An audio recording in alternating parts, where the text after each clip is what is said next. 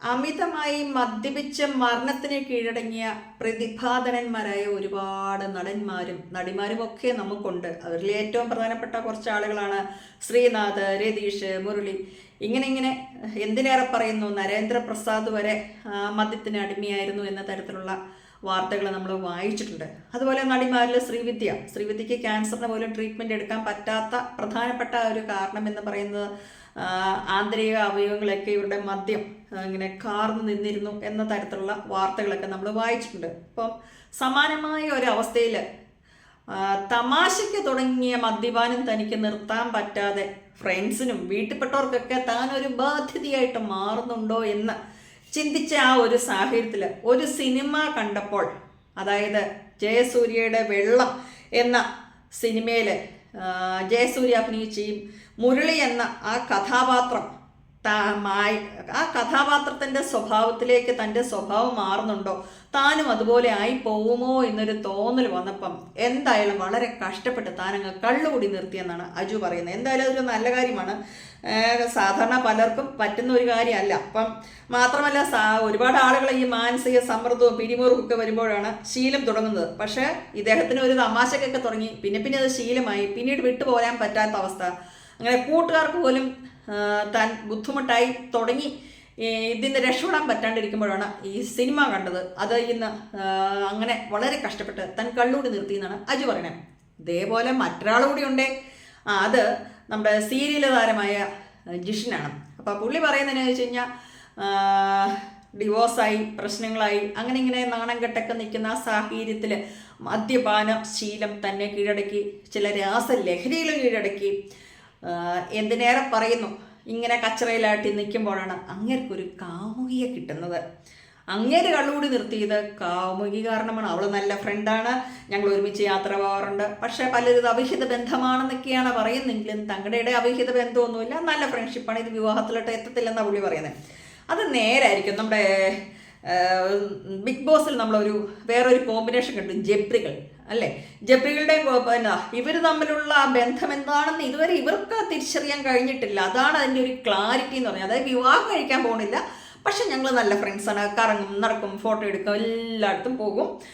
ഇങ്ങനെയുള്ള പരിപാടികൾ കൊണ്ട് ജീവിതം സന്തോഷകരമായിട്ട് മുന്നോട്ട് പോകും. ഇതിൻ്റെ വേറൊരു വേർഷനാണ് ഈ പറഞ്ഞ മഹാൻ നടനും പറയുന്നത്. ഞാനും ഇത് വിവാഹത്തിലോട്ടൊന്നും പോകത്തില്ല, ഞങ്ങൾ നല്ല ഫ്രണ്ട്സാണ്, പിന്നെ ആരും അവിഹിതമാണെന്നൊന്നും പറയില്ലേ. അവിഹിതമാണെന്ന് കേൾക്കുന്നത് എന്തോ മോശപ്പെട്ട കാര്യമാണ്. പക്ഷേ ജിഷൻ ഇച്ചിരൂടെ ബുദ്ധിമാനാണ് ഞാൻ മനസ്സിലാക്കുന്നത്. കാരണം എന്താണെന്നറിയോ, ഈ രാസലഹരിയും മറ്റ് കാര്യങ്ങളിലേക്കൊക്കെ പോയാൽ പിന്നീട് ഒന്നും നടക്കാലെന്നോ, വർക്കൗട്ട് ആകത്തില്ല. ഇതാണ് ശാസ്ത്രീയ വശം. പിന്നെ പഴമക്കാരൊക്കെ പറഞ്ഞാൽ അധികമായിട്ട് കുടിച്ച് പിമ്പിയൊക്കെ ഈ രാസലഹരിയൊക്കെ ഉപയോഗിച്ച് കഴിഞ്ഞാൽ ആവശ്യപ്പെടുന്ന സമയത്ത് ഒരു സാധനവും കൊണ്ടും ഗുണം വരത്തില്ല, ഒന്നും നടക്കത്തില്ല, ഒന്നും വർക്കൗട്ട് ആകത്തില്ല. അപ്പം കാമുകി വന്നപ്പോൾ ചിലപ്പോൾ പറഞ്ഞു കൊടുത്തു കാണും, ആശാനെ ഈ പണി കൊണ്ടോ നടക്കേല, വെറുതെ മനുഷ്യനെ ബോറടിപ്പിക്കല്ലേ. അല്ലെങ്കിൽ പണ്ട് കാലത്ത് പഴമക്കാരൊക്കെ പറയും, എന്നാ കയ്യാല കയറാൻ വല്ലാത്ത പട്ടി എന്താണ് ഇങ്ങനെ മനുഷ്യനെ ബുദ്ധിമുട്ടിക്കുക, സംതിങ് ഒരു അർത്ഥം ഉണ്ടല്ലോ. നിങ്ങൾക്ക് കാര്യമൊക്കെ മനസ്സിലായെന്ന് വിചാരിക്കുന്നു. ആവതില്ലാത്ത പട്ടി വയ്യാല കീറുക, ഇല്ലെങ്കിൽ മുതുക്ക് കാള എന്തോ കഷ്ടപ്പെടുത്തുന്നു എന്ന് പശുവിനെ എന്നൊക്കെ പറഞ്ഞിട്ട് പണ്ട് കാലത്ത് കാർന്നവർ തമാശ പറയും. അപ്പം അതുപോലത്തെ ഒരു അവസ്ഥയിലോട്ടാണ് പോണത്. പ്രത്യേകിച്ച് മദ്യത്തെക്കാൾ അപകടമാണ് രാസലഹരി. അപ്പം ഇങ്ങനെയൊക്കെ വന്നു കഴിഞ്ഞാൽ ആരോഗ്യം പോവും, ക്യാൻസറും പിടിക്കും, ചത്തും പോവും, ബോധം ഉണ്ടായാല, എണീറ്റ് നിന്നിട്ട് കാര്യമില്ല. ഇങ്ങനെയൊക്കെ പ്രശ്നങ്ങളുണ്ട് എന്ന് ആരെങ്കിലും ഒരാൾ പറഞ്ഞു കൊടുത്തപ്പം ജിഷിന് ബോധം വന്നു. അപ്പം എന്തായാലും കള്ളൂടി നിർത്താൻ മഹാന്മാരായ 2 പേർക്ക് ഉപകാരപ്പെട്ട കാര്യങ്ങൾ, ഒരാൾക്ക് അത് സിനിമ കണ്ടപ്പോൾ പ്രചോദനമായി, മറ്റൊരാൾക്ക് കാമുകിയുടെ ഉപദേശമാണ്, അല്ലെങ്കിൽ ഫ്രണ്ടിൻ്റെ ഉപദേശമാണ്. കാമുകി എന്ന് പറഞ്ഞ് ഞങ്ങളുടെ ബന്ധത്തെ തരം താഴ്ത്തരുതെന്നാണ് അദ്ദേഹം അവകാശപ്പെടുന്നത്. പക്ഷേ സോഷ്യൽ മീഡിയയിലെല്ലാം ഇത് കാമുകിയാണെന്നാണ് ആൾക്കാർ പറഞ്ഞത്. കാര്യമൊന്നും നമുക്കറിയത്തില്ല. ചിലപ്പോൾ അവർ തമ്മിൽ നല്ല ഫ്രണ്ട്ഷിപ്പായിരിക്കും. അല്ലാണ്ട് നല്ല ഫ്രണ്ട്ഷിപ്പുള്ള 2 വ്യക്തികളെ കയറി എന്താണ് കപട സദാചാര മലയാളി ഡാഷുകളെ പോലെ പ്രേമമാണെന്നൊന്നും ഞാൻ ആക്ഷേപിക്കുന്നില്ല. ചിലപ്പോൾ നല്ലൊരു ഫ്രണ്ടായിരിക്കാം. അവർ തമ്മിൽ പറയുന്ന ഫ്രണ്ട്ഷിപ്പിന് ഈ ജബ്രിയുടെ കോമ്പിനേഷൻ പറഞ്ഞത്, ഞങ്ങൾ തമ്മിൽ നല്ല നല്ല ക്ലോസ് ഫ്രണ്ട്സാണ്, ഭയങ്കരമായിട്ട് അതിലപ്പുറത്തേക്കൊരു ഫ്രണ്ട്ഷിപ്പ് ഉണ്ട്, അതിനപ്പുറത്തേക്കൊരു സ്നേഹമുണ്ട്, പക്ഷെ വിവാഹത്തിലെത്തത്തില്ല, ഞങ്ങൾ അവിഹിതമാണെന്ന് മാത്രം പറയരുത് എന്നുള്ളതാണ് പറയുന്നത്. അപ്പം നമ്മൾ അവിഹിതമാണെന്നൊന്നും പറയാൻ ഉദ്ദേശിക്കുന്നില്ല.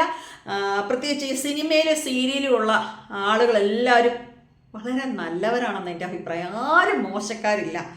പ്രത്യേകിച്ച് മിനി മുനീറിനെ പോലുള്ള നമുക്കറിയാവുന്ന ഒരുപാട് ഫേമസ് നടിമാരുണ്ട്. ഇവരൊക്കെ പണ്ട് തന്നെ പറഞ്ഞ പോലെ എന്താ വെടിവെപ്പ് കാര്യത്തിലൊക്കെ പല പല പല ആളുകൾ വളരെ മിടുക്കന്മാരും മിടുക്കികളൊക്കെയാണ്. അപ്പം ഞാൻ ഒരാളുടെ പേരല്ല കേട്ടോ പറഞ്ഞത്. ഇനി മിനി മുനീർ ചർച്ച അങ്ങനെ ചെയ്തൊന്നും ഞാൻ അവകാശപ്പെടുന്നില്ല. ഈ സിനിമാ നടിമാരൊക്കെ ഇങ്ങനത്തെ ചില കതിന പൊട്ടിക്കുക, വെടി പൊട്ടിക്കുക, പടക്കം പൊട്ടിക്കുക, പൂത്തിരി കത്തിക്കുക, ഇങ്ങനെയുള്ള പല പല വിനോദങ്ങളിൽ ഭയങ്കര എക്സ്പെർട്ടായിരിക്കും.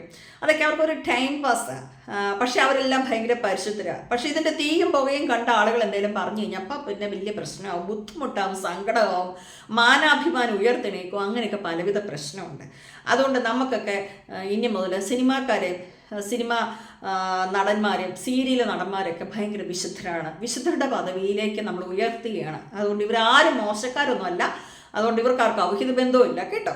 അപ്പോൾ പുതിയൊരു വിഷയമായിട്ട് കാണാം.